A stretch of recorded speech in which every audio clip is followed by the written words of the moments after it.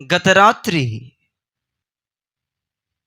అయా శుక్రవారం పరిశుద్ధాత్మ దేవ నీ బిడ్డలకి ఏ ఆహారాన్ని వడ్డించుతావని అడిగినప్పుడు, ఏ ఆహారాన్ని ప్రిపేర్ చేయాలయ్యా, ఏ ఆహారాన్ని నీ బిడ్డలకు వడ్డించాలని అడిగినప్పుడు పరిశుద్ధాత్మ దేవుడు నాకు ఇచ్చిన ఆహార పదార్థం మత్తయి సువార్త 7వ అధ్యాయం 7-8 వచనాలు.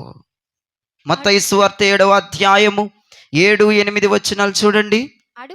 అడుగుడి మీకు ఇయ్యబడును, వెదకండి మీకు దొరుకుతుంది, తట్టండి మీకు తీయబడును, అడుగు ప్రతివాడును పొందును, వెదుకువానికి దొరుకును, తట్టువానికి తీయబడును. చేతులెత్తి ప్రభుకు స్తోత్రం చెప్దాం. పరిశుద్ధాత్మ దేవుడి పూటనిటి ఇలా మాట్లాడుతున్నాడు. అడుగుడి మీకు ఇయ్యబడును, వెదకండి మీకు దొరుకుతుంది, తట్టండి మీకు తీయబడును. అడుగు ప్రతివాడు పొందును, వెదుగు ప్రతి వారుకు దొరుకును, తట్టు ప్రతి వారికి తీయబడును. ఒక చక్కని మాటలు పరిశుద్ధాత్మ దేవుడు ప్రజలకి బోధిస్తూ అంటున్నాడు. అడగండి మీకు ఇయ్యబడుతుంది. మీరు అడగడమే ఆలస్యం, మీకు ఇయ్యబడటం తరుణములో సెకండ్స్లో ఉన్నది. మీరు అడగండి మీకు ఇయ్యబడుతుంది. అడగమని చెప్పిన దేవుడే అదే మత్తయి సువార్త 6వ అధ్యాయములో 31-32 వచనములో ఏమంటున్నాడు చూడండి. కాబట్టి ఏమి తిందుమో ఏమి త్రాగుదుమో ఏమి ధరించుకొందుమో అని చింతింపకుడి, అన్యజనులు వీటన్నిటిని విషయమై విచారింతురు, ఇవన్నీ మీకు కావాలని మీ పరలోకపు తండ్రికి తెలియను. చేతులెత్తి ప్రభువుకు మంచి స్తోత్రం చెప్పండి. మీకేం కావాలో ప్రభువుకు తెలుసు. మీ అవసరతలేంటో ప్రభుకు తెలుసు. నీకు ఆకలిస్తాం ప్రభుకు తెలుసు. మీకు వస్త్రాలు కావాలా, లేదంటే ఆహారం కావాలా, లేదంటే డబ్బు కావాలా, లేదంటే ఏది కావాలో అవన్నీ ప్రభువుకి తెలిసే ఉన్నవి. మరి ఎందుకు అడగమంటున్నాడు? మత్తయి సువార్త 6వ అధ్యాయం 31-32 వచనాల్లో మీకేమి కావాలనో నాకు సమస్తము తెలుసు అన్న దేవుడు ఈ మత్తయి సువార్త 7వ అధ్యాయం 7వ వచనంలోకి వచ్చేటప్పటికి అడగండి మీకు ఇయ్యబడను. ఏమడగాలి? మత్తయి సువార్త 6వ అధ్యాయంలో 31-32 వచనములనేమో మీరు ఏది అడుగుతారో నాకు తెలుసు అన్నాడు, మీ అక్కర్లని నాకు తెలుసు అన్నాడు, మీ సుఖ దుఃఖాలని నాకు తెలుసు అన్నాడు, మీకు ఏది అవసరమో నాకు తెలుసు అన్న దేవుడు మరి ఎందుకు అడగమంటున్నాడు అనేది ఆలోచించాలి. పూట ఎవరికైనా తెలిస్తే చెప్పచ్చు. మీకేం కావాలో తెలుసన్న దేవుడు ఎందుకు అడగమంటున్నాడు? మత్తయి సువార్త 7వ అధ్యాయంలో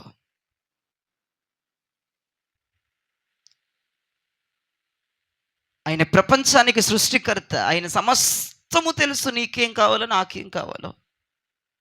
నువ్వు మౌనంగా ఉన్నట్టు దేవుడు మౌనంగా ఉండలేడు. నీకేం కావాలో నోరు తెరిస్తే చాలా బాగా మాట్లాడగలిగిన దమ్మున్న మగధీరుడు ఆయన. నీకేం కావాలో అన్నీ అక్కర్లు ఎరిగేసినోడు. ఏ సమయంలో ఏం కావాలి, ఏ సమయంలో ఏ రూపాయి కావాలి, ఏ సమయంలో ఏ ఆహారం పెట్టాలి సమస్తం తెలుసు. మరి ఎందుకు అడగమంటున్నాడు? మనం అడగాల్సిన అవసరం ఏముంది? తెలుసు అంటుంది ఆయనే, మళ్ళీ అడగమంటుంది ఆయనే. ఏంటండి దాంట్లో ఆత్మసత్యం? ఒకటి, ఎందుకు అడగమంటున్నాడు తెలుసా? అసలు నువ్వేం అడుగుతావో తెలుసుకోవాలని. నువ్వేం అడుగుతావో తెలుసుకోవాలని, నీ మైండ్ సెట్ ఎలాంటిదో తెలుసుకోవాలని. మత్తయి సువార్త 6వ అధ్యాయంలోనేమో మీ అవసరతలన్నీ నాకు తెలుసు అన్నాడు. మత్తయి సువార్త 7వ అధ్యాయంలో ఏమో అయినను మీరు అడగండి అంటున్నాడు. ఎందుకు దేవుడు మనకు ఒక ఆప్షన్ ఇస్తున్నాడు? ఎందుకు అడగమంటున్నాడంటే నీ బుద్ధి తెలుసుకోవాలని. చాలా జాగ్రత్తగా వినండి, మనసు పెట్టి వింటే త్వరగా ముగిస్తాను. మీ బుద్ధి తెలుసుకోవాలని అడగమంటున్నాడు. మీరు అడిగే తీరు ఎలా ఉంటుంది, మీ డిజైర్ ఏంటి, మీ కోరిక ఏంటి అనేది తెలుసుకోవటానికి, ప్రజలకి తెలియటానికి, ఆయనకు తెలియటానికి. అసలు నీ బుద్ధి ఎలా ఉంది? నువ్వు భూ సంబంధమైన అడుగుతావా, లేదంటే పర సంబంధమైన అడుగుతావా, ఆత్మ సంబంధమైన అడుగుతావా, భౌతిక సంబంధమైన అడుగుతావా? ఏం కావాలో అడగమంటుంది. ఎందుకో తెలుసా? ఆయనకి తెలియక కాదు నీ గురించి, నీకేం కావాలో తెలియక కాదు, అసలు నీ బుద్ధి బయటపడాలని అడగమంటున్నాడు. అడుగుడి మీకు ఇయ్యబడును. ఆయన అడగమని అడగని ఫలోలమని అడిగేయటం కాదు. నీ బుద్ధి అక్కడ బయట పడిపోతుంది. ఏం అడుగుతున్నావో గమనిస్తున్నాడు ఆయన. ఏ సంబంధమైన అడుగుతున్నావో, ఏ సుఖము కోసం అడుగుతున్నావో, ఏ లోకము కోసం అడుగుతున్నావో, ఏ బిడ్డల కోసం అడుగుతున్నావో, ఏ కుటుంబం కొరకు అడుగుతున్నావో, నీ బుద్ధి బయట పడిపోతుంది, నీ క్రియలు బయట పడిపోతున్నాయి. నేను లోక సంబంధనని దేవుణ్ణి అడిగే దాంట్లో తెలిసిపోతుంది. సహోదరి సహోదరుడా, నువ్వేం అడుగుచున్నావు ప్రభుని? ఆయనకి ఏమైనా పిచ్చా? అడగండి అని ఎందుకంటాడు? మత్తయి సువార్త 6వ అధ్యాయంలో మీకేం కావాలో తెలుసు అన్నాడు. మత్తయి సువార్త 7వ అధ్యాయంలో అడగమంటే నీ బుద్ధి తెలుసుకోవాలని మనము గ్రహించుదుముగాక. అడగమంటే ఏది పడితే అడగటం కాదు. దేవుడిని బుద్ధిని తెలుసుకోవటానికి, నిన్ను పరీక్షించటానికి, నువ్వే సంబంధివో, లోక సంబంధివా, పర సంబంధివా, భూ సంబంధివా, పరమునకు చెందిన దానివా, ఆత్మీయ సంబంధురాలువా, లేదంటే శరీర సంబంధురాలువో తెలుసుకోవటానికి అడగమన్నాడు. అది గ్రహించకుండా ఏది పడితే అది అడిగి నీవు లోక సంబంధివైపోయి, నీవు భౌతిక సంబంధి దానివైపోయి, నీవు ఇహలోక సంబంధి దానిగా మార్చబడిపోయావు. ఎందుకు అడగమంటున్నాడో గమనించాలిగా, ఏది అడగాలో గ్రహించాలిగా. ఆయన అడగమంటున్నాడు, అడుగు. నీకేం కావాలో తెలిసిన దేవుడే, నీకేమి ఏ టైంలో ఏ సమయంలో ఇవ్వగలిగిన వాడే నిన్ను మరలా అడగమంటున్నాడంటే అక్కడ ఒక మర్రమత్తు ఉంది, అక్కడ ఒక లింక్ ఉంది. నువ్వెవరివి? దేంట్లో తెలిసిపోద్ది నువ్వెవరవో? నువ్వు అడిగే విషయంలో తెలిసిపోద్ది. నువ్వెవరవో అడిగే విషయంలో తెలిసిపోద్ది. ఏమడుగుతున్నావో సహోదరి సహోదరుడా, నీ మాట తీరులో నువ్వెవరవో గుర్తించగలిగిన వాడు నా దేవుడు. దేవుని దృష్టిలో లోక సంబంధిగా మార్చబడిపోయావా? దేవుని దృష్టిలో లోక సంబంధులుగా తిరుగులాడుతున్నారేమో, నోరు తెరిస్తే లోక సంబంధమైన అడుగుతున్నారేమో. తెలియదా దేవునికి నీ అవసరతలు? తెలియదా దేవునికి నీ అక్కరలు? ఎందుకు అడగమంటున్నాడో ఈ రాత్రి అయినా గ్రహించు. నువ్వెవరవో తెలుసుకోవటానికి, నీ హృదయం ఏంటో తెలుసుకోవటానికి, నీ ఆలోచన ఏంటో తెలుసుకోవటానికి, నీ పద్ధతి ఏంటో తెలుసుకోవటానికి, నీ బుద్ధి ఏంటో తెలుసుకోవటానికి నీకు ఒక అవకాశం ఇస్తున్నాడు. దేవుడు అవకాశం ఇస్తూ ఉండగా అవకాశాన్ని అందిపుచ్చుకొని చాలా మంది ఆత్మీయ జీవితాల్లో ఫెయిల్ అయిపోయిన వారు నా ముందు కూర్చున్నారు. చాలా మంది లోక సంబంధులుగా ముద్ర వేయబడిన ఎదురు కూర్చున్నారు. చాలా మంది శరీర సంబంధులుగా ముద్ర వేయబడిన ఎదురు కూర్చున్నారు. దేవుని దృష్టిలో మీరు ఎవరిప్పుడు? మీరేమడిగారో దానికి సంబంధించిన జాతిలోనికి వెళ్ళిపోయిన వారు మీరు. మత్తయి సువార్త 7వ అధ్యాయం 7వ వచనం కనపడంగానే అడగమన్నాడు కదా అని మనం ఆత్మ సంబంధమైన విషయములు అడగలేకపోతుంటే, మనం ప్రభువుని అడగలేకపోతుంటే, ప్రభువులో ఉన్నటువంటి ఆత్మఫలములు అడగలేకపోతుంటే, ప్రభువు రూపాన్ని, ప్రభు దేహాన్ని, ప్రభు స్వారూప్యాన్ని మనం అడగలేకపోతుంటే, ఇహలోక సంబంధాన్ని అడుక్కుంటూ ఉంటుంటే నీ బుద్ధి, నీ వైఖరి, నీ క్రమం అక్కడ తెలిసిపోతుంది నీవు ఆత్మీయమైన దానివి కాదని. ఇప్పటికైనా అర్థమైందా ఎందుకు అడగమంటున్నాడో? మీరంటారు, చాలామంది అంటారండి ఆయన తెలుసుకోదండి అడగాల. మరి దేవుడే చెప్పాడు కదమ్మా అడగమని. నీ అక్కర్లన్నీ ఎరిగిన వాడే అడగమని చెప్తున్నాడు. ఎందుకంటే నీ బుద్ధి తెలుసుకోవడానికి. ఎలా ఉంది నీ బుద్ధి దేవుని విషయంలో? ఏమేమి అడుగుతున్నావు దేవుణ్ణి? ఏమేమి ఇసుకిచ్చావు దేవుణ్ణి అడిగి? భూ సంబంధమైన వాటిని అడిగి ఎంత ఇసుకిస్తున్నావు దేవుణ్ణి? ఆల్రెడీ దేవునికి ఒక క్లారిటీ వచ్చేసింది నీ గురించి. ఆల్రెడీ నువ్వు ఆయన బిడ్డవు కాదని, నువ్వు లోక సంబంధమని, నువ్వు పర సంబంధమైన దానివి కాదని, నువ్వు పరలోకము గురించి ఆశలు పెట్టుకోవట్లేదని, పర సంబంధమైనటువంటి ఆ ఆశలు, ఆ ఈవులు నువ్వు పొందలేవని, ఎంతసేపు నోరు తెరిస్తే ఇహ సంబంధమైనవి, ఇహలోకానివి అడుగుతున్నావని, భౌతికమైన దానివని, నీవు శరీరానికి సంబంధించిన దానివని, నువ్వు ఈ లోకానికి సంబంధించిన దానివని దేవుడు ఎప్పుడో నీకు ముద్ర వేశాడు. అది నీకు కనబడట్లేదా? ఎందుకు అడగమంటున్నాడు దేవుడు నిన్ను? నువ్వెవరివో తెలుసుకోవాలి. అర్థమైందన్నవారు, అందరికీ అర్థమైందన్నవారు ఎందుకు అడగమంటున్నాడు దేవుడు నిన్ను? నువ్వెవరివో, నీ బుద్ధి ఏంటో, నీ డిజైర్ ఏంటో, నీ కోరిక ఏంటో తెలుసుకోవాలని దేవుడు నిన్ను అడగమంటున్నాడు. ఎంతమంది ఫెయిల్ అయిపోయారో మీరు దేవునికి లెక్కప్ప చెప్పుకోవాలి. నీ మనసు ఎలా ఉంటుందో, నీ కోరిక ఏంటో, నువ్వెలాంటి దానివో, నువ్వెలాంటోడివో తెలిసిపోతుంది. నువ్వు అడిగేది నీ కోసమా, దేవుని మహిమ కోసమా? నువ్వు అడుగుతున్నది నీ కోసం అడుగుతున్నావా?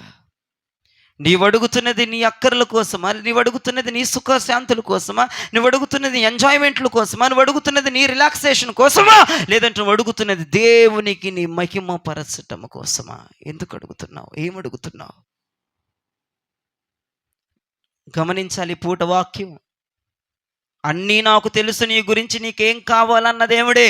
అడగండి అని ఒక అవకాశం ఇచ్చాడంటే పలోలమైన అవకాశం ఉందిగా, ఆప్షన్ ఉందిగా, సబ్జెక్ట్ ఉందిగా. అడుగుమన్నాడుగా, అవకాశం ఇచ్చాడుగా. దుమ్ము లేపేద్దామని దూకేవు కొన్ని సంవత్సరాలు, కొన్ని నెలలు. ఇప్పటికి కూడా ఆయన అడగమంటున్నాడుగా, అడిగేద్దాం. అడగమన్నాడుగా, అడిగేద్దాం, కడిగేద్దాం, దులిపేద్దాం, దుమ్మేద్దాం. నువ్వు సస్తావు సైతానా. అడగమంటున్నాడు అని ఒక అవకాశం ఇచ్చాడంటే ఎందుకు అడగమంటున్నాడు? వామ్మో, దేవుడు మరమ్మతులు చేయగలిగిన వాడు, పరీక్షలు పెట్టగలిగిన వాడు. నీ బుద్ధి, నీ వైఖరి, నీ పొజిషన్ ఏంటో గ్రహించగలగటానికి అడగమన్నాడు.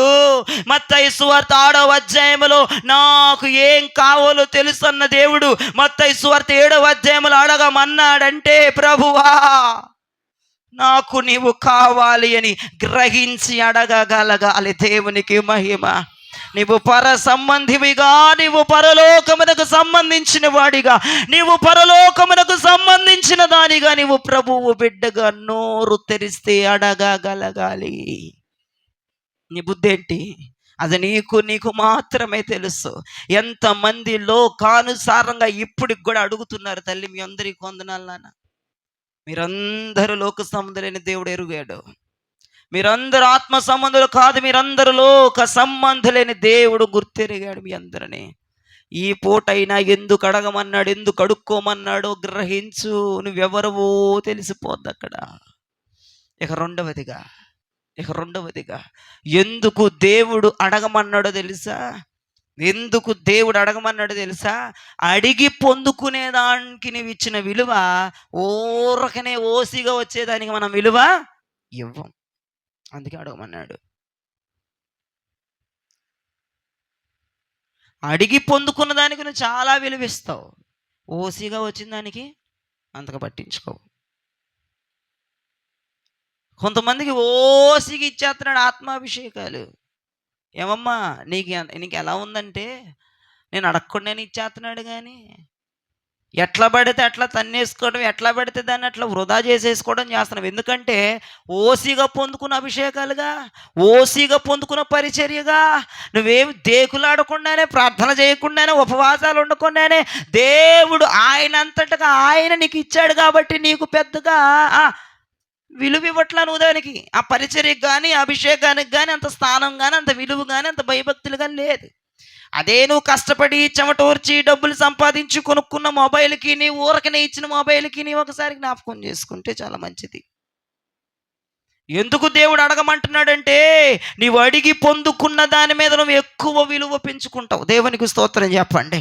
అడిగి పొందుకున్న దాని మీద ఎక్కువ ఇంట్రెస్ట్ చూపిస్తావు. అడిగి పొందుకున్న దాని మీద ఎక్కువ భద్రత చూపిస్తావు. అడిగి పొందుకున్న దాని మీద ఎక్కువ ఇష్టాన్ని చూపిస్తావు. అడగకుండా ఓసిగా వచ్చింది అనుకో, ఏముంటుంది అప్పుడు? నీకు ఏమి విలువ ఉండదు దాని మీద. నీకు అర్థమవుతుందా? అందుకే దేవుడు అడుగుడి మీకు ఇవ్వబడును అంటున్నాడు. నువ్వు అడగాలి. అడగగా పొందుకోవాలి. అప్పుడు దాని మీద నీకున్న విలువ ఓసిగా వచ్చింది. చూసావా? దాని మీద ఉండదు. ఓసిగా వచ్చి నువ్వే కాదు, ఎవరికైనా ఓసిగా అభిషేకాలు వచ్చిన వాళ్ళ మీద విర్రబిగిపోయి పొగర చేష్టలు చేస్తారు. నేను వద్దంటేనే దేవుడు కోరుకున్నాడు, నేను వెనక్కి వెళ్ళిపోతున్న దేవుడు ముందుకెళ్ళాడు, నేను సింహాసనం వద్దన్నా, నేను అభిషేకం వద్దన్నా, నేను కిరీటం ఆయనే ఇచ్చాడు. ఏంటంటే ఇప్పుడు దయ్యమా, నీకోసమే ప్రభు మాట్లాడుతున్నాడు. ఎన్నిసార్లు నీ మదిలో, నీ ఇంటి చుట్టూ వారితో మాట్లాడేవి మాటలు. నాకు ఊసిగా ఇచ్చాడు, నాకు లోన్లీగా ఇచ్చాడు, నేను అడగకుండానే ఇచ్చాడు, వాళ్ళందరూ ఉపవాసం ఉన్నారు. అందుకే కదా నీకు పొగరు, అందుకేగా దాని మీద విలువ చూపించట్లా, అందుకేగా దాన్ని భద్రపరచుకోవట్లా, అందుకేగా దాన్ని ఉపయోగించుకోవట్లా. విలువ లేకుండా అయిపోద్ది నువ్వు అడగకుండా దేవుడిస్తే. అందుకే అడుగుడి నీకు ఇస్తాను. దాని మీద ఎక్కువ గ్రహింపు, ఎక్కువ దృష్టి, ఎక్కువ మనసు పెట్టడానికి నువ్వు అడిగితే దేవుడిస్తాడు. దాని మీద నీ విలువలు, ఆధ్యాత్మిక నైపుణ్యతలు పెరిగిపోతాయి. దేవునికి మహిమ కలుగునుగాక. ఎందుకు అడగమంటాడు దేవుడు? నువ్వు విలువిస్తావని, నువ్వు విలువిస్తావని అడగమంటున్నాడు. నువ్వు దానికి ప్రాధాన్యత ఇస్తావని అడుగు. అమ్మో, ఇది నేను ఉపవాసాలు ఉండి పొందుకున్నాను, ఇది నేను ఎన్నో వాక్యాలు వింటే పొందుకున్నాను, ఎన్నో ఉపవాసాలు ఉండి అయ్యగారు తిట్టగా తిట్టగా తిట్టగా తిట్టగా పొందుకున్నాను అని ఇగో ఇట్లా పట్టుకుంటావు. ఎందుకు ఇలా పట్టుకున్నావు? కష్టపడ్డావు, సంపాదించావు, చెమటోర్చావు. అర్ధరాత్రి ప్రార్థనలో, ఉపవాస ప్రార్థనలో, ఆన్లైన్ ప్రార్థనలో, పరిచర్యలు నిర్విరాహంగా చెయ్యగా వచ్చింది కదా, అంత ఈజీగా వదులుకో. అదే నువ్వేం ప్రార్థన చేయకుండా ఓసీగా కూర్చొని ఏసీలో పడుకొని, ఏసీలో తిని, ఏసీలో దొర్లి, ఏసీలో ఎగిరి, అమ్మా దేవుడు నీకు సింహాసనం ఎట్ట వచ్చి కూర్చొని, ఏంది నీకు సింహాసనం ఆయన ఇచ్చాడు తీసుకున్నా. ఎవడమ్మన్నాడు? నేనేమన్నానా? నేను ఉపవాసం ఉన్నానా? అమ్మ నీతోనే మాట్లాడుతున్నాడు దేవుడు. అటువంటి వాళ్ళు ఉన్నారేమో, మీ అందరికి వందనాలు కదా. అలాంటి పొగర శాస్త్రాలు చేస్తున్నావు కదా. ఇప్పుడు అడిగితే ఇస్తాడంట, అడగకుండా ఇవ్వడంట. నీకు అడిగితే ఇచ్చిన దానికి విలువ ఉంటుంది, అడగకుండా ఇచ్చిన దానికి విలువ ఉండదు అని దేవుడు అర్థం చేసుకున్నాడు. అందుకే అడగమంటున్నాడు. మొదటిగా ఎందుకు అడగమంటున్నాడు? నువ్వెవరవో తెలుసుకోవడానికి. రెండవదిగా ఎందుకు అడగమంటున్నాడు అంటే అడిగి పొందుకున్న దాని మీద విలువ రెట్టింపుగా ఉంటుంది. ఇక మూడవదిగా ఎందుకు దేవుడిని అడగమంటున్నాడంటే, యాకోబు రాసిన పత్రిక 4వ అధ్యాయము 2వ వచనాన్ని మీరు చదివితే అర్థమవుతుంది. యాకోబు రాసిన పత్రిక 4వ అధ్యాయము 2వ వచనం. మీరు ఆశించుచున్నారు గాని మీకు దొరకట్లేదు. నరహత్య చేస్తారు, మత్సరపడతారు గాని సంపాదించుకొనలేరు. పోట్లాడుదురు, యుద్ధము చేయుదురు గాని దేవుని అడగనందున మీకేమీ దొరకదు. చేతులెత్తి ప్రభువుకు స్తోత్రం చెప్పండి. ఇక్కడ ప్రభువే అంటున్నాడు, మీరు ఆశించుచున్నారు కానీ మీకు దొరకట్లేదు. మీరు ఆశించిన దాన్ని పొందుకోవడానికి కోపపడతారు, నరహత్య చేస్తారు, మత్సర పడతారు, కానీ సంపాదించలేరు. పోట్లాడతారు, యుద్ధాలు చేస్తారు, ఏళన చేస్తారు, ఎగతాళి చేస్తారు, కానీ మీరు పొందలేకపోతున్నారు. మీరు ఆశించింది పొందలేకపోతున్నారంటే అర్థం ఏంటి? మీరు ఆశించిన దానికోసం కోపపడుతున్నారు. నరహత్య చేయడం అంటే బైబిల్ ప్రకారం, ధర్మశాస్త్ర ప్రకారం కోపము ద్వారా వచ్చినది నరహత్య. దేవునికి మహిమ కలుగునగా. ముందల కోపం వచ్చి చంపుతాడా, చంపి కోపపడతాడా? కోపం వస్తేనే నరహత్యలోనికి దింపిద్ది. అంటే కోపము నరహత్యతో పోల్చింది పాత నిబంధన ప్రకారం నరహత్య కోపముతో సమానము. నీవు ఆశించింది నీవు పొందకపోతుంటే, ఆశించింది నువ్వు అనుభవించకపోతే ఏమొచ్చేస్తుంది? నీకు కోపం వచ్చేస్తూ ఉంటుంది, మండిపోతూ ఉంటావు, రగిలిపోతూ ఉంటావు, షేక్ అయిపోతూ ఉంటావు, దడదడ వణికిపోతూ ఉంటావు. ఎందుకంటే చూడండి, నీవు కోపపడతావు, మత్సరపడతావు, అపార్థాలు చేసుకుంటావు, అంతేకాదు యుద్ధాలు చేస్తావు, ఎవరినన్నా పోట్లాడతావు, ఎవరినన్నా తన్నొస్తావు. కానీ మీరు దేవుణ్ణి అడగకుండా ఏది కూడా పొందలేరు. మీరు ఆశించింది పొందుకోవాలంటే కోపపడితే రాదు, యుద్ధాలు చేస్తే రాదు, గొడవలు పడితే రాదు, అభ్యంతరాలు పడితే రాదు. వాళ్ళకు వచ్చింది నాకు రాలేదని వాళ్ళతో మాట్లాడకుండా మూతి ముడుచుకుంటే రాదు. దేవుడు వారిని పిలిచండి అని పిలవలేదని ముఖం సెంగంతా మూతికి ముక్కు గప్పుకుంటే రాదు. నువ్వు అడుగు, దేవుడు దానికి ఇస్తాడు. దేవుడు అడగమంటున్నాడు, ఆశిస్తే సరిపోదు. ఆశ వరకు పెట్టుకోపోక అడగటానికి ప్రయత్నం వచ్చాయి. ఇక నుంచి మానేయి. ఆయనకు అన్నీ తెలుసుగా, ఎందుకు అడగాలి అన్న ముక్క మానేయి. నువ్వెవరవో తెలుసుకోవడానికి అడగాలి. నువ్వెవరవో తెలుసుకోవడానికి అడగాడు ఆయన, అడగమన్నాడు. నువ్వెవరవో తెలుసుకోవడానికి. ఇప్పటికైనా అర్థమైందా ఈ మాట? నువ్వెవరవో తెలుసుకోవడానికి అడగమన్నాడు. అంతేకాదు, ఎందుకు అడగమన్నాడంటే అడిగి పొందుకున్న దాని మీద నువ్వు ఎక్కువ రెట్టింపు విలువను పెడతావు అని అడగమన్నాడు. అంతేకాదు, మీరు ఆశిస్తే సరిపోదు, అడిగితే ఆశించింది పొందుకుంటారని అడగమన్నాడు. అర్థమైందా? ఆశించి నాకు కోరుకుందండి, నాకు ఆశ ఉందండి, నాకు అది ఉందండి, నాకు ఇది ఉందంటే కుదరదు. అడగాలి, ఆశ నిన్ను అడిగేటట్లు చేయాలి.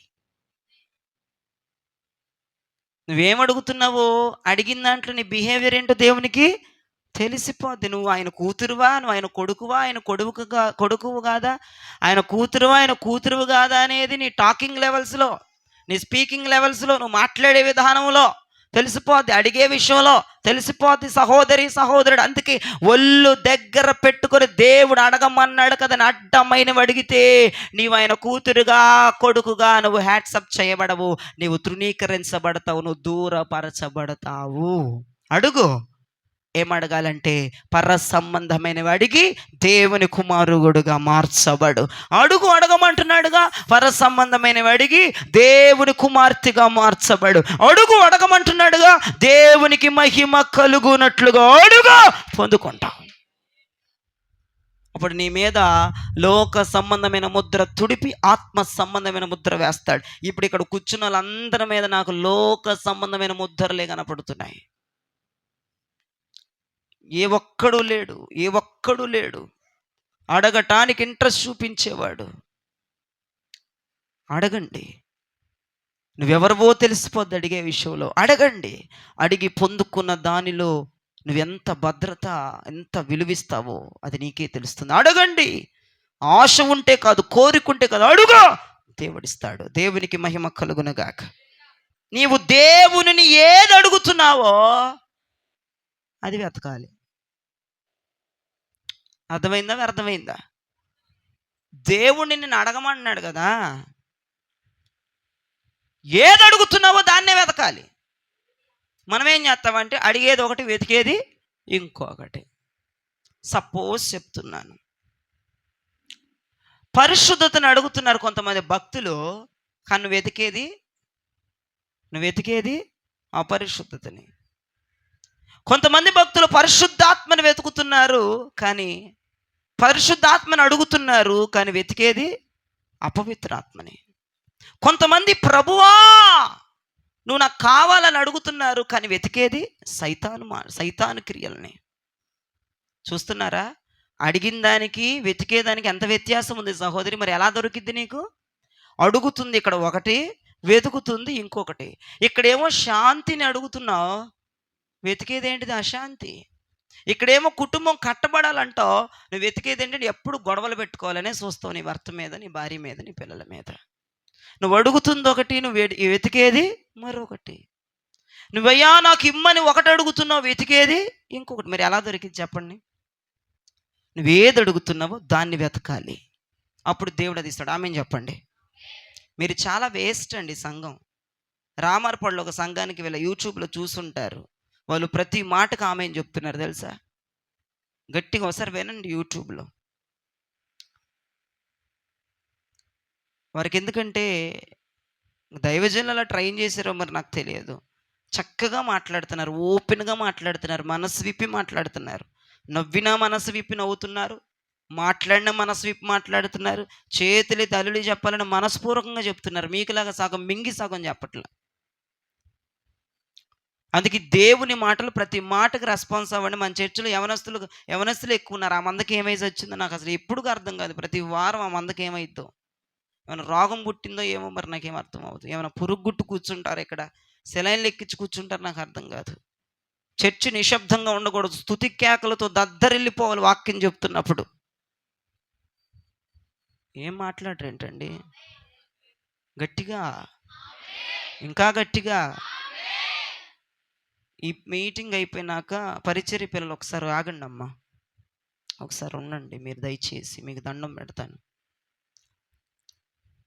చర్చి మొత్తం పక్కన పెడితే పరిచర్య చేసే పిల్లల గొంతు పైకిన పడాల. దేవునికి స్తోత్రం. మీ గొంతే డల్ అయిపోవడం చాలా బాధాకరమైన విషయం. ఈ వాక్య సందర్భంగా చెబుతున్నా. కాబట్టి మనం దేవుణ్ణి ఏది అడుగుతున్నామో దాన్ని మాత్రమే మనము వెదకాలి. లేకపోతే కష్టం అండి. ఒకటి దేవుణ్ణి అడిగి ఇంకోటి వెతికితే ఏమన్నా లాభం ఉంటుందండి?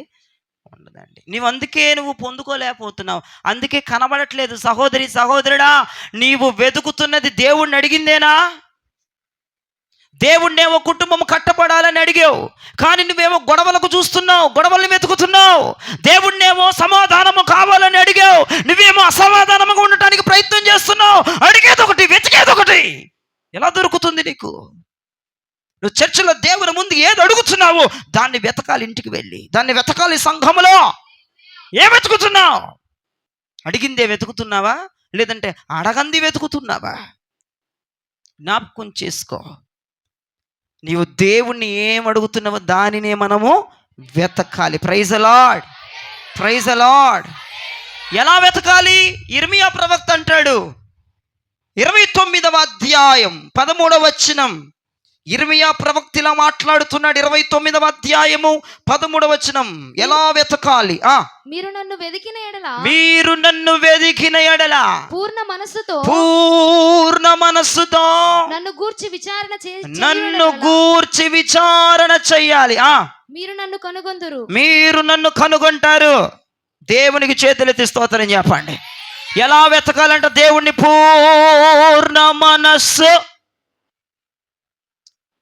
పావంతు అరంతు అర్ధపావులా కాదు వెతికేది. కొంచెం కొంచెం కాదు, కొంచెం సేపు కాదు, 90% కాదు, 99% కాదు. నువ్వు వెతికితే 100% వెతకాలి. అప్పుడే ఆయన దొరుకుతాడు. దేవునికి మహిమ కలుగునక అప్పుడే ఆయన దొరుకుతాడు, లేకపోతే దొరకడు. ముందర దేవుడిని అడగమంటున్నాడు, నువ్వు అడగాలి. ఏం అడుగుతున్నావో దాన్నే వెతకాలి. ఎలా వెతకాలి? 100% వెతకాలి. పూర్ణ మనస్సు, అర్ధ మనస్సుతో కాదు, అక్కడ పూర్ణ మనస్సు అన్నాడు. అక్కడ అంటే మనసంతా పెట్టి వెతకాలి. నువ్వు అడిగింది పొందుకునేదాకా వెతకాలి. నువ్వు చర్చిలో అడిగేది ఒకటి, ఇంటి దగ్గర వెతికేది ఒకటి. ఎట్లా దొరుకుతుందమ్మా? దరిద్రమైన నీ భక్తి జీవితంలో ఎంత దిగజారిపోయావంటే నీకు తెలియకుండానే దిగజారిపోయిన పరిస్థితి నీది. ఇక్కడేమో సమాధానం కావాలయ్యా అని ఇక్కడ అడుగుతావు. ఇంటికి వెళ్ళంగానే ఎప్పుడు గొడవ పెట్టుకుందామా అని వెతుకుతావు. సమయం ఎప్పుడు వస్తుందా నా మొగుడు మీద అరవటానికి. అదేనా వెతకడం అంటే? అదే కదా నా దృష్టిలో వెతకడం అంటే. అదే మరి గొడవ కోసం కనిపెట్టుకుంటావు ఇంటికి వెళ్ళినాక. నువ్వు అడిగింది ఒకటి, ఇంటికి వెళ్ళి వెతికేది ఒకటి. అయ్యా నేను సమాధానం అడిగాను, నా కొంపలో సమాధానం ఉండట్లేదంటే రాక్షసి ఘట్టమా? ఇంటికి వెళ్ళినాక కూడా సమాధానాన్నే వెతికి చూడవలెను. దేవుణ్ణి అడిగిందే వెతకవలెను, అది కూడా 100కి 100 వెతకవలెను. పూర్ణ మనస్సుతో వెతకవలెను. అర్ధ మనస్సుతో వెతికిన ఎడల 90% వెతికిన ఎడల 99% వెతికిన ఎడల నీకు దొరకదు. ఈ మత్తయి సువార్త 7వ అధ్యాయము 7వ వచనం యొక్క అంతర్భావం ఆత్మ ప్రత్యక్ష చెప్తున్నాను. అడిగిందే వెతకాలి, అడిగింది వెతికితేనే దొరుకుతుంది. అది కూడా పూర్ణ మనసుతో వెతికితేనే దొరుకుతుంది. దైవజనుడు ఒకటడిగి సంఘంలో, ఒకటడిగి విశ్వాసిని, ఒకటడిగి మందిరములో, ఒకటడిగి చేతులెత్తి, ఒకటడిగి మోకరించి, ఒకటడిగి ఉపవాసం ఉంది, ఒకటడిగి ఒకటి వెతికితే దొరికిద్దా? కాబట్టి దేవుణ్ణి మీరేం అడుగుతున్నారు అదే మీకు దొరుకునుగాక, అనగా అదే మీరు వెతుకుదురుగాక, పూర్ణ మనసుతో వెతుకుదురుగాక. నీవు దేవుని పరిశుద్ధాత్మను అడిగితే దానినే వెతకాలి, ఇంకోటి ఎతకూడదు. నీ కుటుంబాన్ని కట్టమని దేవుణ్ణి అడిగితే ఎలా కట్టుకోవాలో వెతకాలి. దేవునికి స్తోత్రం చెప్పండి.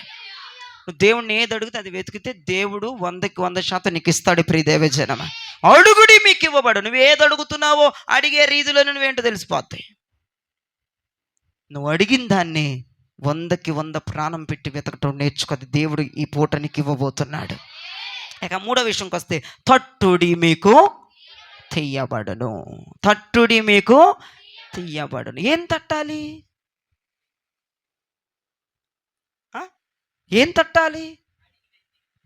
నువ్వేది అడిగావో, నువ్వు దేన్ని ఎతుకుతున్నావో అది ఎక్కడ దొరికిద్దో అక్కడికి వెళ్ళి తట్టాలి.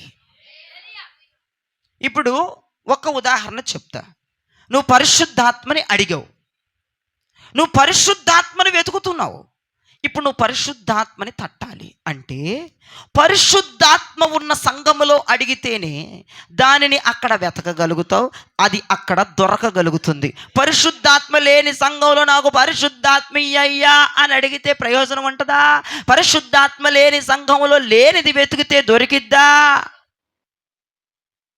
మరి పరిశుద్ధాత్మ లేని సంఘంలో డోర్ తట్టితే వచ్చిద్దా? రాదు. నువ్వు అడిగేది ఎక్కడ దొరికిద్ది? అక్కడికి వెళ్ళి తట్టాలి. నీవు అడిగేది దైవ జనుడి ద్వారే దొరికిద్దా? నువ్వు అడిగేది పరిశుద్ధాత్మ వద్దే దొరికిద్దా? నువ్వు అడిగేది దేవుని పాదముల వద్దే దొరికిద్దా? నువ్వు అడిగేది సంఘములోనే దొరికిద్దా? ఇక్కడికి వచ్చి తట్టు, దేవుడు అది తీస్తాడు. ఎక్కడికో వెళ్ళి తడితే కుదరదు. ఏది అడుగుతున్నావో అదే వెతకాలి. ఏది వెతుకుతున్నావో అది వెతికేది ఎక్కడ దొరికిద్దో, వెతికేది ఎక్కడ దొరికిద్దో అక్కడికి వెళ్ళి తడితే గాని తీయబడదు. వెతికావు, తట్టేది ఇంకో కొంపలో, అంతే కదా. ఏ కొంపల తలుపులు తడుతున్నావు, నీకు ప్రయోజనం లేదు. ఎక్కడ సమాధానము దొరుకుతున్నదో, ఎక్కడ నీకు కావలసింది దొరుకుతున్నదో, ఎక్కడ నీకు అడిగితే ఇవ్వగలిగిన వాడు ఉంటాడు, ఎక్కడ తట్టగలిగితే తీసి నీ మీద కుమ్మరిస్తాడు, అసలు ఎక్కడ తడితే అది నీకు వస్తుందో అక్కడికి వెళ్ళి తట్టిన ఎడల నీవు దానిని శీఘ్రముగా పొందుకుంటావు. దేవునికి స్తోత్రం. అడుగు, అడిగింది వెతుకో, ఎక్కడ దొరికిందో అక్కడ తట్టు. నువ్వు అడుగుతుంది దైవజనుడి దగ్గరే సాధ్యమా? దైవజనుడు కంటికి ఎవడు ఇవ్వలేడా? దైవజనుడు ప్రార్థన చేస్తేనే అది పోతుందా? దైవజనుడి దగ్గరే తట్టాలా? అయితే రా, వచ్చి తట్టు. నువ్వు అడుగుతుంది ఎక్కడ తడితే తలుపులు ఓపెన్ అవుతాయో నువ్వు గ్రహించదువుగాక. ఈ రాత్రి నీవు అడిగేది ఎక్కడ తడితే ఓపెన్ అవుతో, నువ్వు వెతికేది ఎక్కడుంది నీకు తెలుసు, నీకు బాగా తెలుసు. అక్కడే తట్టడం నేర్చుకో, ఆ డోర్ని తట్టడం నేర్చుకో. దేవుడు శీఘ్రముగా తలుపులు తెరవబోతున్నాడు. నువ్వు అడిగింది ఇక్కడే దొరికిద్దా? నువ్వు అడిగింది జయరాజు గారి దగ్గరే దొరికిద్దా? నువ్వు అడిగింది ఈ సంఘంలోనే దొరికిద్దా? ఈ సంఘ ప్రార్థనల ద్వారానే నీకు దొరికిద్దా? అయితే ఇక్కడికే వచ్చి తలుపు తట్టు. ఎక్కడికి వెళ్ళి తట్టు మాకు.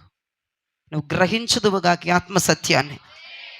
నువ్వు వెతుకుతుంది ఇక్కడ దొరికిద్దంటే ఖచ్చితంగా ఇక్కడికే వచ్చి డోర్ కొట్టాలి, ఇక్కడికే వచ్చి నువ్వు తట్టాలి. దేవునికి మహిమ.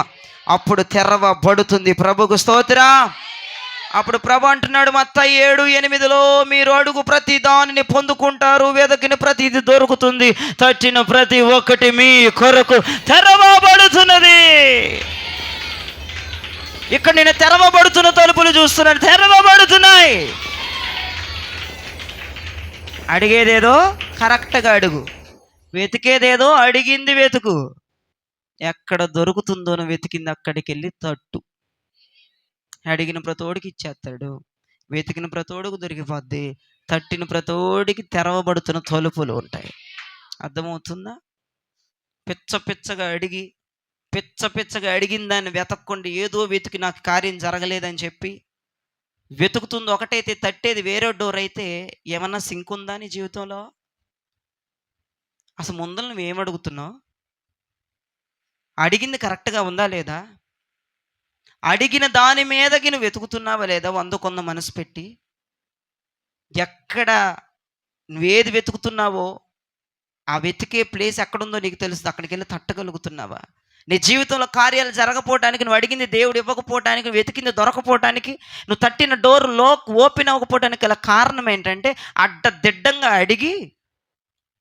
అడుగుతుంది ఒకటి, వెతికేది ఒకటి అయ్యి నీకు కావాల్సింది ఒకరి దగ్గర ఉంటే ఇంకోళ్ళ దగ్గర వెళ్ళి డోర్లు కొట్టడం ద్వారా నీ జీవితంలో చాలా మేలు ఆగిపోయాయని నా ఒపీనియన్. మీ ఒపీనియన్ ఎట్లా ఉందో నాకు తెలియదు. నీ జీవితంలో చాలా కార్యాలు ఆగిపోయాయి, చాలా కార్యాలు నిలిచిపోయాయి, చాలా కార్యాలు అట్టడుగు స్థానంలోకి వెళ్ళిపోయాయి. ఈ పూటైనా కరెక్ట్గా అడగాలి. దేవునికి స్తోత్రం. ఈ పూటైనా అడిగిందే పూర్ణ మనసుతో వెతకాలి. ఈ పూటైనా ఎక్కడ అది ఉంటుందో అక్కడికి వెళ్ళి తలుపు కొట్టాలి. ఈ పూట నుంచైనా ప్రారంభించండి, నీ కార్యములు అధికమగునుగాక. మొదటి మాటలోకి వచ్చేద్దాం. అసలు ఏం అడగాలి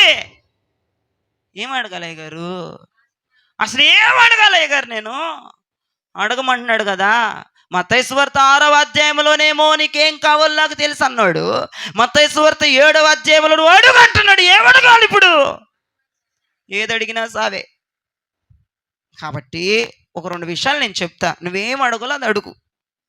కొట్టించుకోకుండా, తిట్టించుకోకుండా, బెత్తం ఆడకుండా ఉండాలంటే దేవుడు నువ్వేం అడగాలో కూడా నువ్వు వెతుక్కోకుండా, డిక్షనరీలు తిప్పకుండా, బైబిల్ తిరగేయకుండా, ఎవడెవడినో అడగకుండా, పండితులను అడగకుండా నేనే నీకు పరిచయం చేస్తున్నాను. నువ్వేం అడగాలో దేవుడిని చూద్దాం.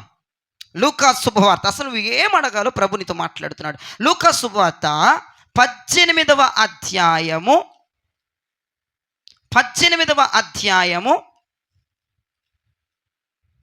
2 నుంచి 8 వచనాలు, ఒకటి మీరు ఒకటి నేను చదువుదాం. 2వ వచనం నేను చదువుతున్నాను. దేవునికి నీ భయపడకయు మనుష్యులను లక్ష్య పెట్టకయు నుండు ఒక న్యాయాధిపతి ఒక పట్టణములో ఉండెను. ఆ పట్టణములో ఒక విధవరాలును ఉండెను.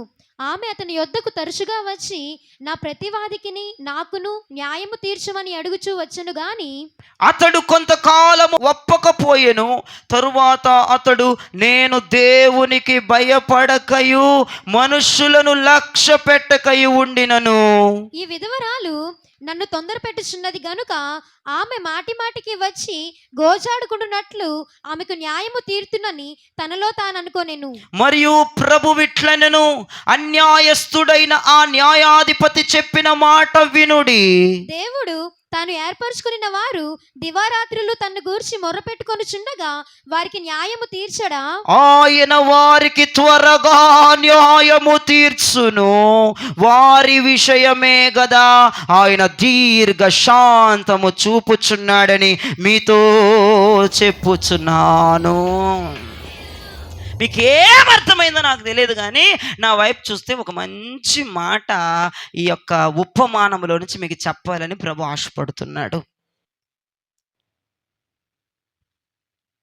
ఒక పట్టణంలో ఒక అన్యాయస్తుడైన న్యాయాధిపతి ఉన్నాడు. చాలా జాగ్రత్తగా వినండి, ఇది యేసు ప్రభు చెప్పిన ఉపమానం. ఒక పట్టణంలో అన్యాయస్తుడు దేవునికి భయపడ్డు, మనుషులు ఎంత గోజాడినా కానీ మనుషుల మాట లెక్క చేయడు. ఒక అన్యాయమైన వాడు న్యాయాధిపతిగా ఉన్నాడు ఒక పట్టణానికి. అయితే అదే పట్టణంలో ఒక విధవరాలు కూడా ఉన్నది. ఎప్పుడు కూడా ఈ అన్యాయస్తుడైన న్యాయాధిపతి దగ్గరకు వచ్చి ఆమంటదంట, అయ్యా నాకును నా ప్రతివాదికి న్యాయము తీర్చవా అని అడుగుతుందంట. ఏమడుగుతుంది?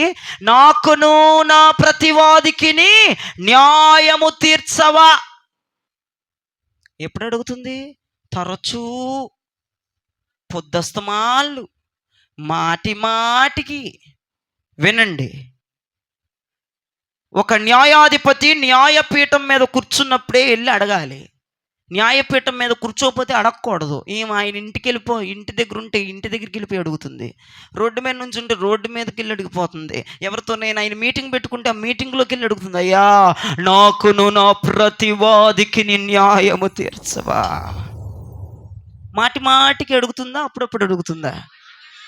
మాటి మాటికి.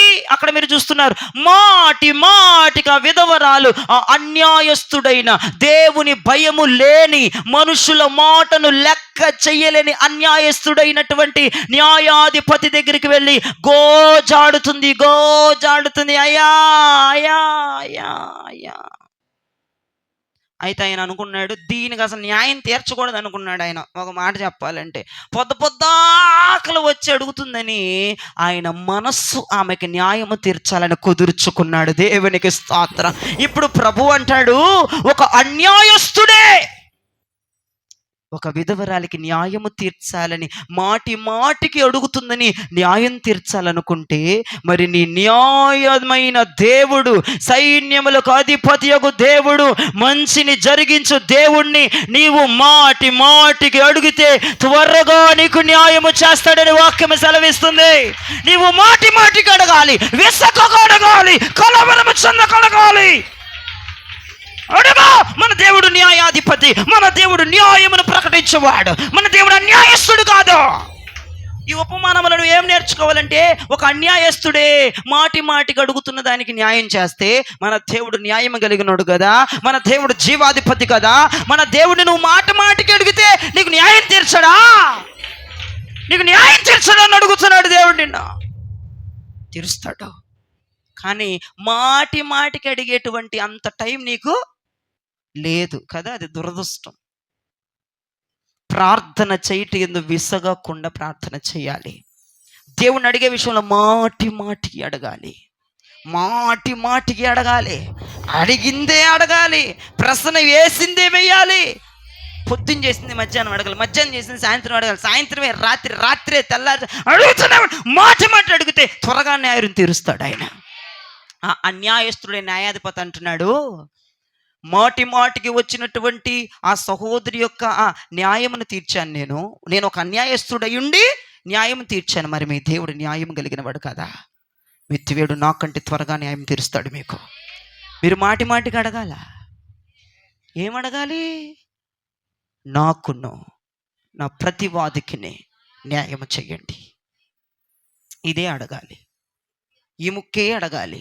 ఈ ముక్క అడిగితే దేవుడు నీకు న్యాయం త్వరగా తీరుస్తాడు. మన దేవుడు న్యాయం కలిగిన వాడు, నీతికి, న్యాయానికి, ధర్మానికి ఆయన చక్రవర్తి. మాటికి అడుగు, పొద్దుపొద్దాకలు అడుగు. పర్లా అదే పదం వస్తుందా ప్రార్థనలో? అదే పదం పలుకు 100 సార్లు. మాటికి అదే పదం, మాటికి అదే మాట. ప్రతి ఆత్మీయుడ జీవితంలో ఒక ప్రతివాది ఉన్నాడు. నువ్వు రక్షించబడి మారు మనసు పొంది ప్రభు బలలో జాయిన్ అయిన తొలిటి రోజు నుంచే ప్రతివాది ప్రతి ఒక్కడికి ఉన్నాడు. వాడే అపవాది అయిన సతాను. ప్రతి ఒక్కడికి ఒక ప్రతివాది ఉన్నాడు. నాకు లేడు అని బిల్డప్లో ఒక ప్రతి ఒక్కడికి ఉన్నాడు. ప్రతిష్ఠించుకున్న వాళ్ళకు ఉన్నాడు, ప్రతిష్ఠించుకోని వాళ్ళకు కూడా ఉన్నాడు. సమర్పించుకున్న వాళ్ళకు ఉన్నాడు, సమర్పించుకోలేని వాళ్ళకు కూడా ఉన్నాడు. చర్చికి వచ్చే వాళ్ళకు ఉన్నాడు, ఇంటి దగ్గరికి ఇప్పుడు కూర్చొని వాళ్ళకు కూడా ఉన్నాడు. ఆత్మీయుడు అనగా వాడికి ప్రతి ఒక్కరికి ప్రతివాది ఉన్నాడు, ఒక అపవాది ఉన్నాడు.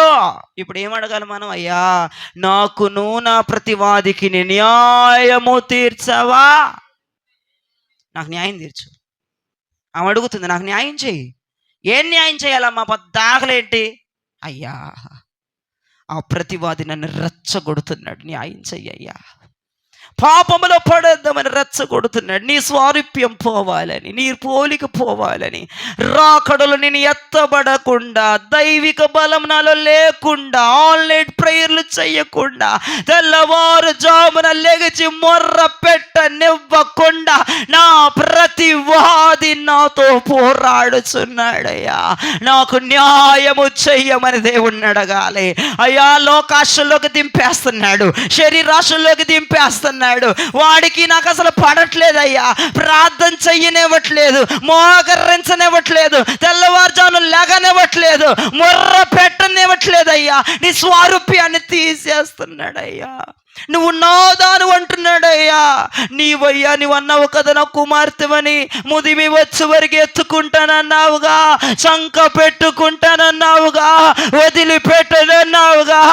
నాకును నా ప్రతివాదికి న్యాయము తీర్చమని అడగగలగాలి. నువ్వు అడిగితే దేవుడు చేస్తాడు. నువ్వు అడగకపోతే ఎట్లా చేస్తాడు? ప్రియదేవచనమా, నువ్వు అడుగు ప్రభుని. నువ్వు అడిగిన ఎలా అది పొందుకుంటావు, దాన్ని సంపాదించుకుంటావు, దాన్ని అనుభవించగలుగుతావు. దేవునికి మహిమ కలుగునగా. అడుగు. అడిగిన వాటిని నువ్వు తప్పకుండా పొందుకోగలిగిన కృప దేవుడు మనకు అనుగ్రహిస్తాడు. అడగవలసిన బాధ్యత మీకున్నది. అడగవలసిన బాధ్యత మీకున్నది. అడుగు. ఏమడగమంటున్నాడు? అడగండి. నాకును నా ప్రతివాదికి న్యాయము తీర్చండి. న్యాయము తీర్చండి స్వామి. అయ్యా, నీ స్వరూప్యం తీసేస్తున్నాడయ్యా. అయ్యా, నీ స్వరూపాన్ని వాడు తీసేస్తున్నాడయ్యా. అయ్యా, నీ పరిశుద్ధతని తీసేస్తున్నాడయ్యా. అయ్యా, నీ నీతిని తీసేస్తున్నాడయ్యా. అయ్యా అయ్యా వేకువని లెగకుండా ఆపేస్తున్నాడయ్యా.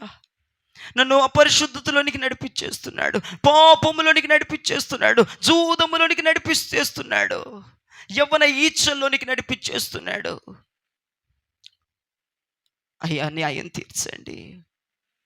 న్యాయం. నువ్వు మాటికి ప్రభుని అడగగలగాలి, మాటికి ప్రభు దగ్గరికి వెళ్ళగలగాలి, మాటికి ప్రభుని సంప్రదించగలగాలి. అలా నువ్వు సంప్రదించగలిగితే, అలా నువ్వు వాడగలిగితే, నువ్వు ఖచ్చితంగా దేవుడు త్వరగా నీకు న్యాయం తీరుస్తాడు. త్వరగా, ఆలస్యం లేకుండా దేవుడు నీకు న్యాయం తీరుస్తాడు. అడుగు దేవుణ్ణి. అడిగిన వారు పొందుకోకుండా లిస్టు లేదు చరిత్రలో. అడుగు. న్యాయం కావాలని అడుగు. ఈ ఈ ఈ యొక్క ఉపమానములో నీకేం అర్థమవుతుంది? నీకు నీవుగా అడగాలి. అంటే నీ కొరకు అడగాలి. దేవునికి స్తోత్రం.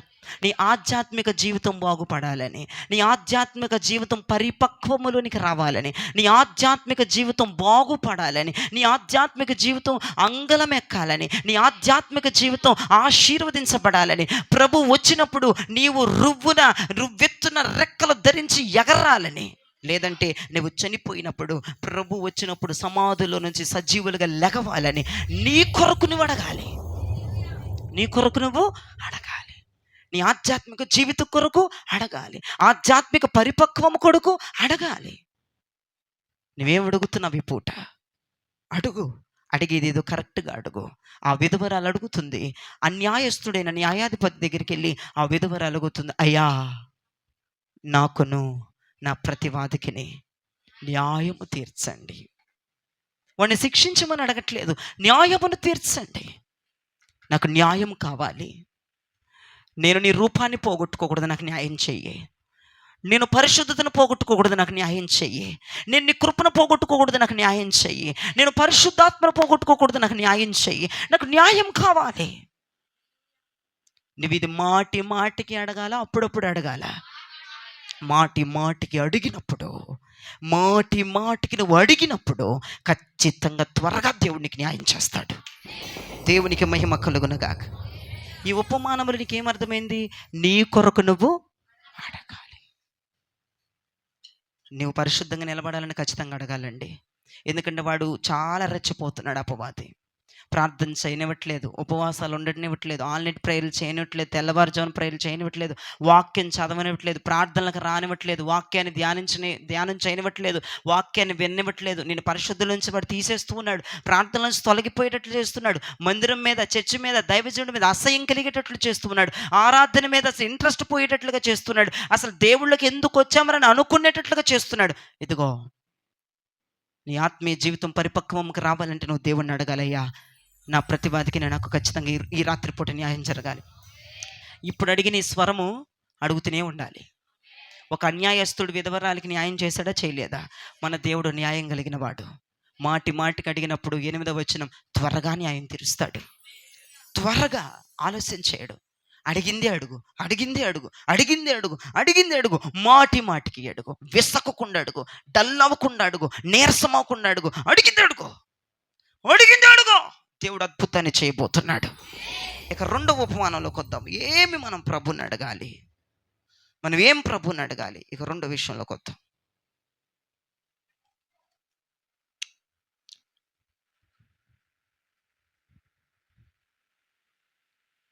లూకాసు వార్త 11వ అధ్యాయము 5 నుంచి 8 వచనాలు, ఒకటి నేను ఒకటి మీరు చదువుకుందాం. లూకాసు శుభవార్త 11వ అధ్యాయము 5 నుంచి 8 వచనాలు, ఒకటి నేను ఒకటి మీరు చదువుకుందాం. మొదటిగా నేను చదువుతున్నాను చూడండి.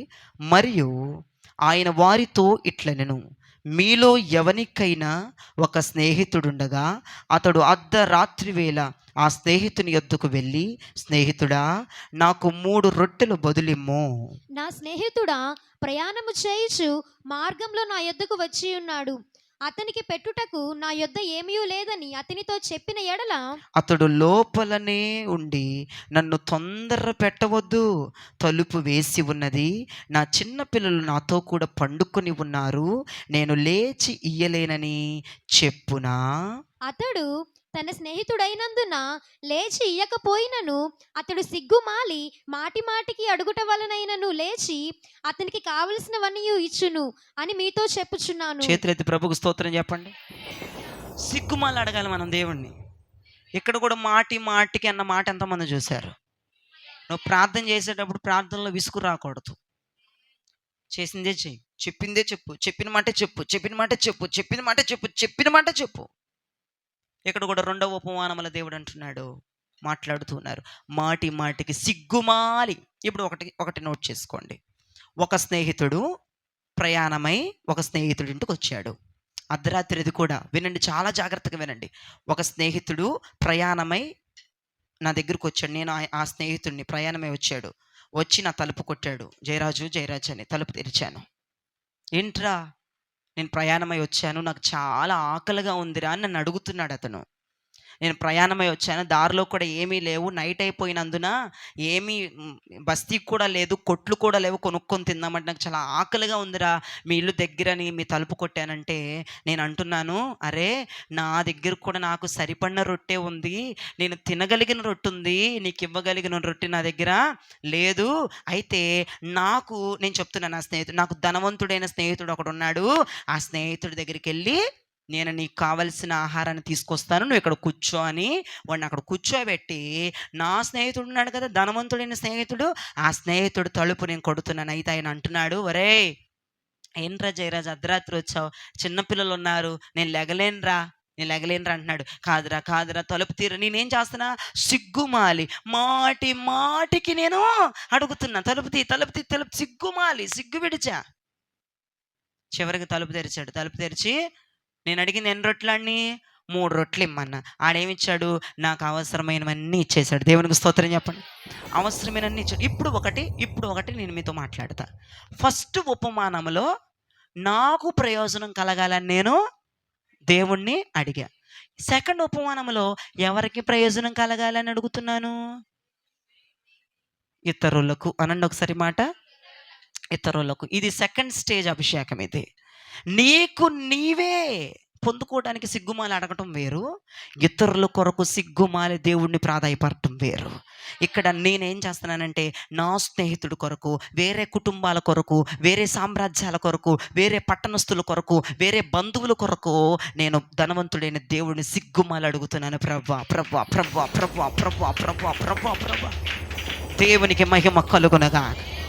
ప్రభుని అడిగాను, ప్రభు ఇచ్చారు, ఆ ఇచ్చింది వారికి నేను కడుపు నిండా పెట్టగలుగుతున్నాను. దేవునికి మహిమ కలుగునగా. ఈ రోజున ఇతరులు ఆకలితో ఉన్నారు, ఇతరులు దప్పికతో ఉన్నారు, వారి ఆకలిని గ్రహించాలి. వారికి ప్రభు కావాలని ఆకలి ఉంది, ప్రభువును చూడాలని ఆకలి ఉంది, పరిశుద్ధాత్మ పొందాలని ఆకలి ఉంది. నువ్వు సిగ్గుమాలి దేవుణ్ణి అడగగలగల వారి కొరకు, నా కుటుంబంలో పరిశుద్ధాత్మ కుమ్మరించయ్యా, వారు ఆశపడుతున్నారయ్యా, వారు అడుగుతున్నారయ్యా, వారు కేకలు వేస్తున్నారయ్యా, ఆకలితో ఉన్నారు. జీవమా నీవు దొరకక వారు అలమటిస్తున్నారు. నా ప్రాంత వాసులు నా వద్దకు వచ్చి అడుగుతున్నారయ్యా, కానీ నా దగ్గర వాళ్ళ ఆకలి తీర్చగలిగినటువంటి రొట్టె నా దగ్గర లేదయ్యా. నా ప్రార్థన నాకే సరిపోతుంది, నా ఉపవాసం నాకే సరిపోతుంది, నా కన్నీరు నాకే సరిపోతుంది. వాళ్ళ కొరకు ఇవ్వగలిగిన రొట్టె, ఆ జీవము, ఆ కృప నా దగ్గర లేదు. ధనవంతుడి దేవా, ఇవ్వగలిగిన దేవా అని రాత్రింపగలు ఉపవాసాలుండి కన్నీరు కాచి సిగ్గుమాలిని ఇతరుల కొరకు అరగగలిగే అభిషేకాన్ని పొందుకోగలగాలి. నీ ద్వారా నీ ఇతరులు దీవించబడాలి, నీ ద్వారా ఇతరులు రొట్టెలు పొందుకోవాలి, నీ ద్వారా ఇతరులు గొప్ప సాక్ష్యము చెప్పాలి. ఏమనో తెలుసా, ఇదిగోనండి ఈ కుటుంబం ద్వారా రక్షించబడ్డానండి, ఈ కుటుంబం ద్వారా ప్రభుని తెలుసుకున్నానండి, ఈ కుటుంబం ద్వారా రక్షణ పొందానండి, ఈ కుటుంబం ద్వారా ప్రార్థనకు వచ్చానండి, ఈ కుటుంబం ద్వారా ఉపవాసం ఉన్నానండి, ఈ కుటుంబం ద్వారా బాప్తిజం తీసుకున్నానండి, ఈ కుటుంబం లేకపోతే మేము లేవండి అన్న సాక్ష్యాలు వినబడాలి. ఒకటి, నీకు ప్రయోజనం కలిగినట్లుగా నువ్వు అడగాలి, సిగ్గుమాలి. ఇదైతే అందరు అడుగుతారు, రెండోది ఎవరు అడగరు. ఇది 2వ లెవెల్ అభిషేకం. ఇది సిగ్గుమాలి జనుల కోసం అడగటం, సిగ్గుమాలి నీ బంధువుల కోసం అడగటం, సిగ్గుమాలి ఇరుగు పొరుగు వారి కోసం అడగటం, దేవుణ్ణి పదే తలుపు తట్టడం. ఇచ్చిందాకా తట్టగలగాలి. నీకోసం కాదు, ఇతరుల ప్రయోజనము కొరకు. నీవు ఇతరులకు ఆశీర్వాదకరంగా దేవుడు మార్చునుగాక. ఇతరులకి మనం ఆశీర్వాదంగా మారిపోవాలి. దేవుణ్ణి అడగగలగాలి. అయ్యో ఆమె నిన్ను అడుగుతుంది, ఆమె నిన్ను కోరుకుంటుంది, జీవాహారమైన దేవా దిగిరా బిడ్డ మీదకి. సిగ్గుమాలి అడగగలగాలి, ఉపవాసాలు ఉండాలి, కన్నీరు కార్చి అడగగలగాలి, మోకరించి అడగగలగాలి.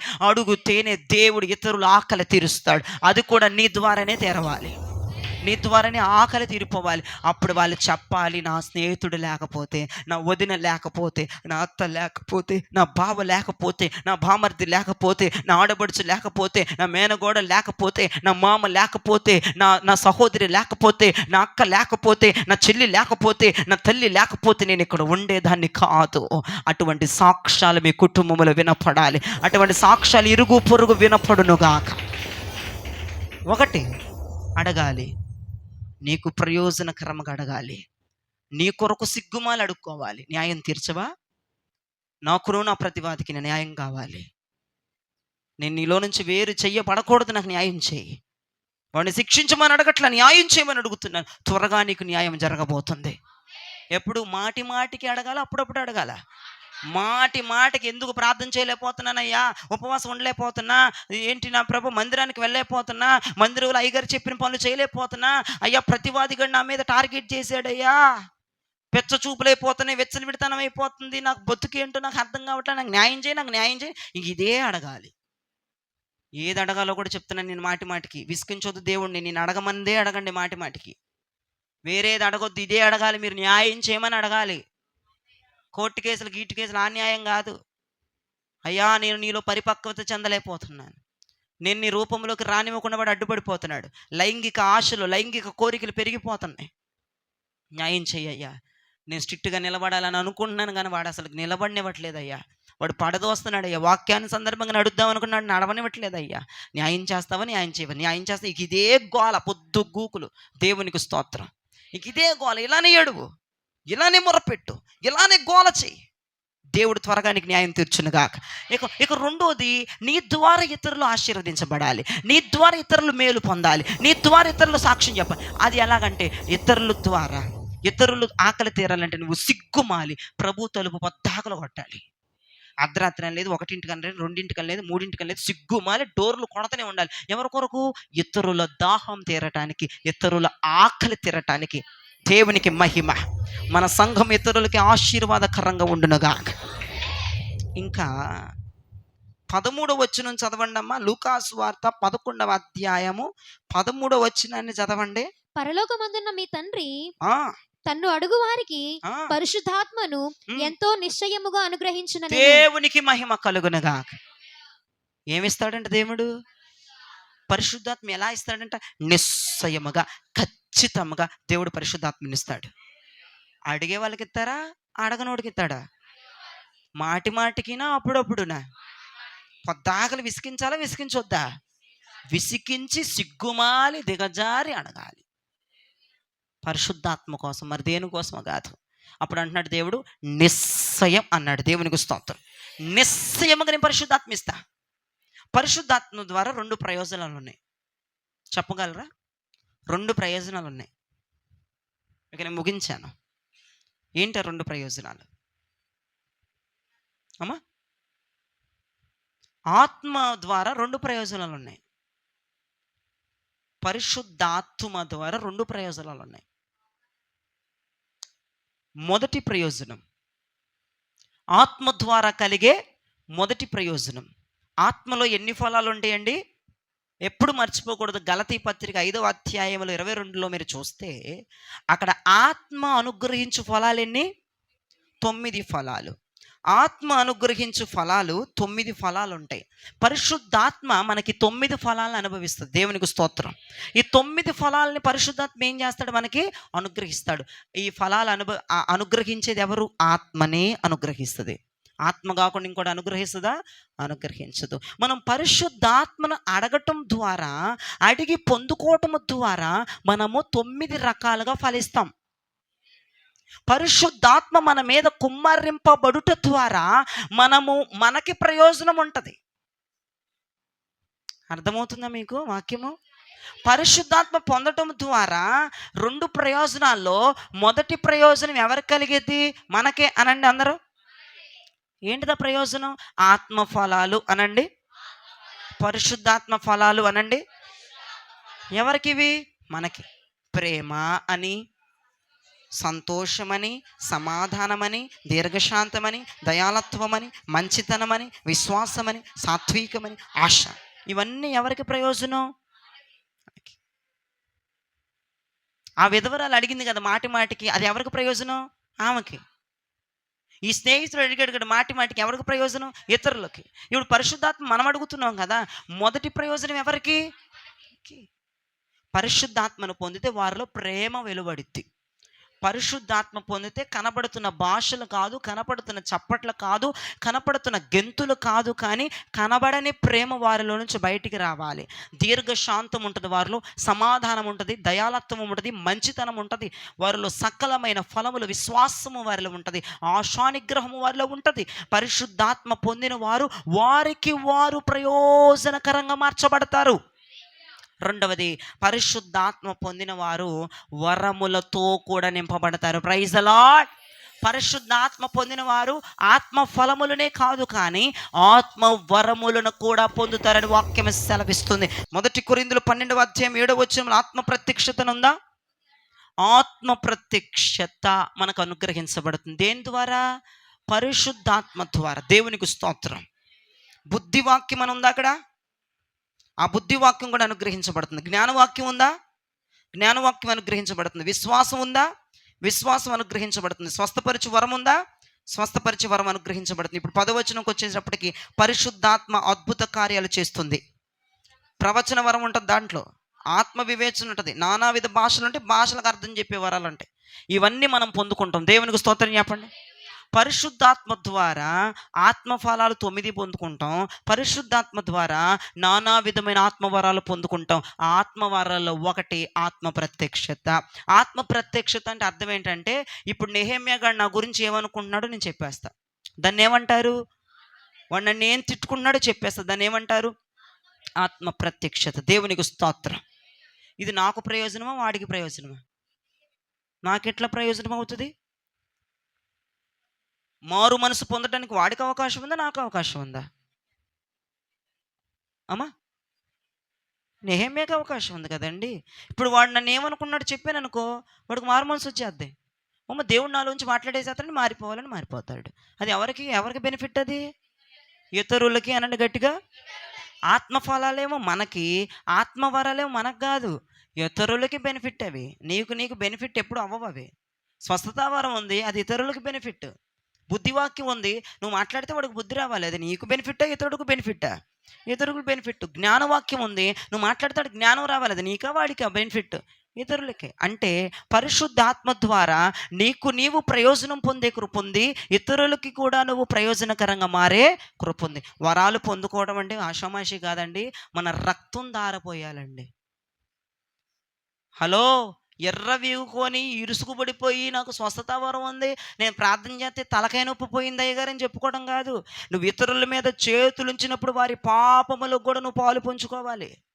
వారి దోషాలు నీ మీదకి వచ్చేస్తే, దయ్యాలు నీ మీదకి వచ్చేస్తే, అక్రమాలు నీ మీదకి వచ్చేస్తే భరించగలగాలి. ఏమనుకుంటున్నావు? ఆత్మవరాలంటే, ఆత్మవరాలు చాలా డేంజర్ తెలుసా? అవి పొందుకుంటే బలైపోవటానికి నిలబడిపోవాలి. ఎవడెవడి మీద చెయ్యేస్తామో తెలియదు, ఎవడెవడికి ప్రార్థన చేస్తామో తెలియదు. స్వస్థత వరం ఉంది, ఆ వరం ఉంది, ఈ వరం ఉందని విచ్చలవిడిగా ఆటకైతనంగా చిరిగామంటే మనం బలైపోతాం. ఆత్మవరాలతో ఆషామాషి కాదు. ప్రత్యక్షత వరము. వివేచన అంటే ఏంటిది? గ్రహించగలిగిన మనస్సు. వివేచన, ఏదన్నా గ్రహించగలుగుతాం. ఇవన్నీ రావాలంటే ఆషామాషి అనుకుంటున్నారండి? మీరు రక్తము చెమటగా మారి బయటికి రావాలి. చాలా డేంజరు.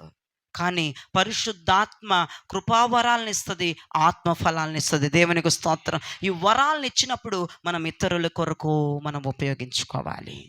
స్వస్థత పరచాలి, అనేక మందిని స్వస్థపరచాలి, ప్రత్యక్షత కలిగిన మనస్సుతో మాట్లాడగలగాలి, వివేచింపగలగాలి. వాక్యము చెప్తే వాడికి బుద్ధి రావాలి, వాక్యం చెప్తే వాళ్ళకి జ్ఞానం రావాలి. వారికి మరి వరము ద్వారా మనము చాలా పొందుకుంటామండి దేవుని కృపను బట్టి. విశ్వాసము కలిగిద్దంట, అదొక వరం అంట. విశ్వాసం అనేది ఒక వరము. అది ఎలా పొందుకుంటాం? పరిశుద్ధాత్మ మన మీదకి వస్తేనే విశ్వాసం అనే వరం మనము పొందుకోగలము, విశ్వాసంగా మనం నిలబడగలం. మీకు 2 విషయాలు చెప్పానండి నేను. ఒకటి, దేవుణ్ణి అడిగితే నీకు ఉపయోగపడేటట్లుగా అడగాలి. రెండవది, దేవుణ్ణి అడిగితే ప్రజలకు ఉపయోగపడేటట్లుగా అడగాలి. నేను ఎన్ని మాటలు చెప్పినా 2 మొక్కలు నేను తీరుస్తున్నానండి. అక్కడ విధవరాలు ఆమెకి ప్రయోజనకరంగా అడుక్కుంది దేవుణ్ణి. ఎలా అడిగింది? సిగ్గుమాలి మాటికి అడిగింది, న్యాయం చేయి, న్యాయం చేయి, న్యాయం చేయి.